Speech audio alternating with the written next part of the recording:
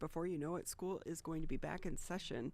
And for so many kids, they've been remote, but also for so many of the organizations that have been supporting our kids, they've been virtual as well. Is that going to be the case going into the upcoming season? We want to bring in Pamela Good. She's the president for Beyond Basics, and Lareea Jester. She's the literacy suite director. Great to have both of you with us. How are you? Great. Good to be here. Thank you. Thank you. Pamela, we talk to you quite frequently. I have to ask, did you get a summer break? Are you on summer vacation at all? Well, we wrapped up one school year and we're getting ready for the next. So hopefully within the next 2 weeks, we'll be able to take a tiny break here. But it's all exciting work, so we don't mind. I know, but I always say as adults, they don't teach us this when we're kids. We don't get summer vacation. Yeah, we should all take the summer off. Wouldn't that be lovely? We practiced over COVID. Maybe that could be part of our better normal. It is so true. And I will say, I think one of the great things that hopefully comes out of COVID is, especially in the beginning, it forced all of us outdoors to really explore and just to get back to being a kid. I don't have any kids, but sometimes I'm like, can I borrow a kid just so I can play and people don't think I'm weird? Yeah. You can borrow mine. Well, Lareea, if I borrow them, about an hour time limit, is that good for you? Perfect. So, Lareea, can you talk to us a little bit more about being the suite director? What exactly is your role over there at Beyond Basics? Yes, so I'm going into my 6th year with Beyond Basics. I started off as a program manager in the schools, overseeing the day-to-day activities of the tutors and students and also volunteers that we may have in the building. And I moved from there into the office, learning more about the actual curriculum and just overseeing what goes on in the schools from a more scaled setting, because again, first I was in the schools and then I moved into the office. So just getting the opportunity to train other program managers and train other tutors as they prepare to go into the schools and get the students literate. So what was the last year like for you? Especially what was it, March 2020, mid-March, end of March, when they announced schools are going to be closed down. And we thought, we have to keep working. The kids still have to get the tools that they need to be successful. This pandemic isn't going to last forever. And we have to still put them in a position to be successful as they proceed throughout their life. So the pandemic didn't stop the work. It actually catapulted us to new endeavors as we embarked on this virtual aspect of what we do. So now we are able to tutor in person and virtually. And so I think the pandemic just gave us the push that we needed to take the organization to the next level. Pamela, if I can bring you back into the conversation, I really worry about so many kids that were already struggling prior to the pandemic. And I know your organization has really been a lifeline for so many of them, still offering virtual tutoring. But are you concerned that going into the new school year, we're going to see more kids that have fallen further behind? I think for the kids that are not reading near grade level, they haven't fallen behind there. They're kind of at the bottom. So you do have some that are at the bottom that didn't necessarily fall behind, but you had a lot of kids who did not have the advantage that some children did to propel forward. And so in that sense, you do have kids in vulnerable communities that are behind just from an academic standpoint, not necessarily a literacy standpoint. Obviously, literacy impacts it at both times, but I think that the vulnerable communities fell behind many things. I know many people, for example, that didn't even receive stimulus checks because they hadn't filed taxes or couldn't claim unemployment. And I wish that our nation would have been better about bettering out those folks and giving them the resources that they needed. And with that too, do you think there's some going forward, because one thing I've learned in talking with so many of the kids, some of them, even if they had the computers that the schools provided with a lot of the kids, they, for whatever reason, maybe couldn't get a strong enough broadband or enough of a signal to be able to get on to do their homework. And they're trying to do their homework on their cell phones and worrying about that data usage as well. So going forward, how do we fix this?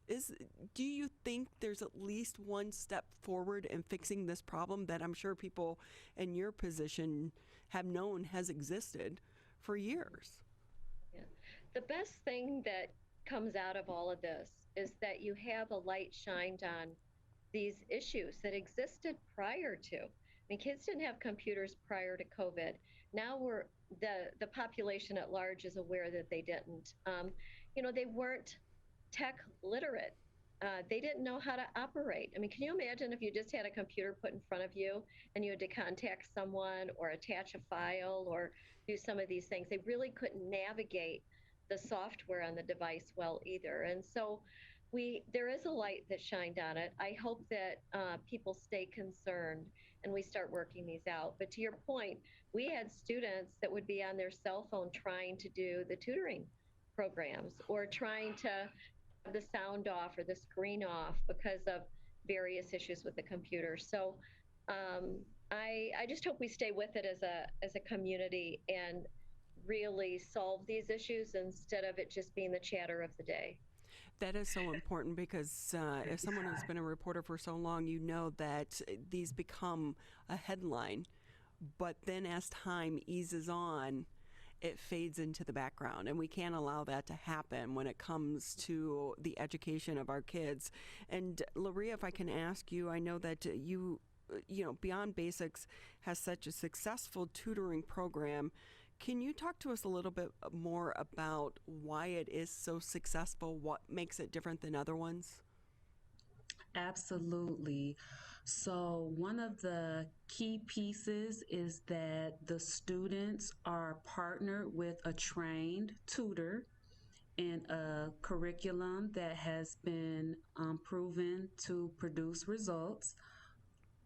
And the students are also given an assessment that gives complete data on where the student is. So when they're partnered with that tutor, we call it a prescription, and the student is given a prescription, which is their individual reading plan. So the tutor starts working with the student from day one based on that individualized reading plan, highlighting the areas of deficiency that the student has and taking them from that point on increasing their literacy. And another key piece is that mentorship relationship building, because they are working with the same tutor daily for 1 hour a day. And, as a result, the student is not only getting that academic literacy support they need, but they're getting that mentorship piece as well. So, what does the upcoming school year look like as of right now? We know things can always change in the middle of COVID. Well, as of now, we are planning on returning to face-to-face learning. So we will be operating inside of the schools, tutoring students one-on-one with those trained tutors, working with the students, focusing on those individualized reading plans, getting students literate. And Lareea, how important is it to be able to offer back in-person tutoring? Well, as Pam stated earlier, the deficiencies that came about just having students having to navigate through that virtual space, it was very challenging. Again, we did what we had to do because we didn't want to drop the ball and just do nothing, but it was challenging. You had students who didn't have everything they needed regarding devices, internet services, and so being able to go back face to face eliminates many of the challenges that we experienced this past school year. Let's hope those challenges are in the rearview mirror, but we know this pandemic is not over just yet. And Pamela, if I can ask you, your organization does rely on volunteers. What does that look like for the fall coming up? People believe that our tutors are volunteers, but they're actually paid staff. And that's one of the reasons that the work doesn't get embraced readily because it's more expensive. But for, we need someone to be dedicated an hour a day, 5 days a week. Our tutors are working 30 to 40 hours a week just tutoring kids. So it's a job. And it highlights one of the things that we really would like to talk about today, and that is that we're hiring tutors right now, and we need a lot of them. We do, we are going to be in person, and so it would have to be someone who's willing to, go to the schools, be paired with kids. We do all the training, but we need to hire more tutors right now. And it is a little bit more challenging because of all the workforce issues that we hear in the news daily. But we have a really great career plan for tutors, and just the blessing work of sitting alongside a student and teaching them to read is just it's just life changing for both. I think the tutor and the student. So. So are most of your tutors retirees? What skills does someone need to be a tutor? Because I will say, when I meet a fifth grader, they're so much smarter than I am right now. Oh my goodness, we could train you, Ronnie, to be a great tutor. But I don't know. our tutors come from all walks of life. They're all ages. Some are retirees. I think they really have a desire to help. We get those people who want to be tutors to our kids that really want to do something to make a difference. But we do the training. They typically have some college or college degrees. College students make phenomenal tutors. So the training is a couple weeks long, and then we pair you with kids and we help you learn as you're working with your first students. But all walks of life they really come from. So when you say you're in need of tutors, because we do know just about every school district right now is struggling to even get teachers. So how many are you talking about that you need? I think we want to onboard 100 tutors between now and the first of the year. We need 100, but we have about 70 at the moment. So we're looking to onboard 30 to 50 more for this first semester. Well, we know that your program is so successful because of the way that you've laid out the program. So what is a part of that training to get them up to speed before the upcoming school year? Well, mostly it's about learning the curriculum that they would then deliver to the student, but it's also about the child themselves and kind of the way we operate the logistics around it.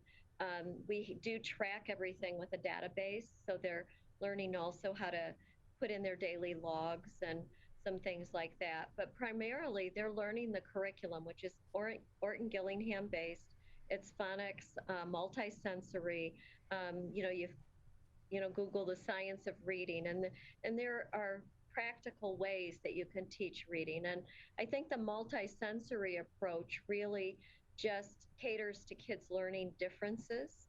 And so you learn the variety of ways to communicate these lessons so that a child, regardless of their learning style, can pick it up. And so we teach everyone how to, teach all of our tutors how to do that. Pamela, we know that so many teachers are leaving right now, taking retirement if they're eligible. And this really seems like it's a great way for them to really get back to the basics of teaching because they wanted to help kids without all of the stress of trying to deal with the schedule of managing a classroom that's remote and hybrid and in and out. So for all of those teachers that are maybe retiring, they should really try to consider being a tutor. They should call us. I think you can go to our website, beyondbasics.org, and we would love to interview them and tell them more about the opportunity. But they definitely would it would be a perfect transition for them from the full-time teacher and, working with how we do with kids in the school. I think they'd really love it. Well, we need so many great tutors right now and so many great teachers as well because we know there is what they are calling the learning loss coming out of the COVID pandemic. And going into this new school year, we really need to work together and come together and lift up these kids because, they're our future. They are our future. Absolutely. Yes, absolutely. Well, Pamela Goodwith, does President Beyond Basics, and Lareea Jester, Literacy Suite Director. We are so honored, as always, to have both of you on with us here on the MegaCast, and hopefully you'll get enough tutors going forward. But again, thank you for all the work that you're doing, because I know that you're making such a difference in so many lives. It has to feel good at the end of the day. Yes, it is. We're getting the outcome report back. I just got it this morning, and it's phenomenal when you can see how many kids are reading, at grade level now because of the diligence of our tutors and our team. And we really appreciate you helping to get the word out and make this top of mind, because this is an epidemic in our nation. So thank you, Ronnie. Appreciate it. Thank you, Pamela, and Lareea. Best of luck in the upcoming semester. Thank you.